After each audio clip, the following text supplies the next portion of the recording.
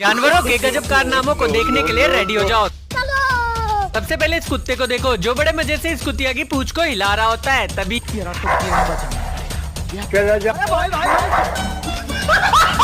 अब देखो जैसे ही ये लड़की पिंजरा खोलती है तभी अब देख तू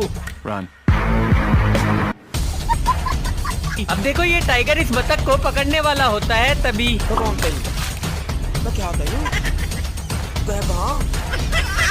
क्या बाघ बनेगा रे तू।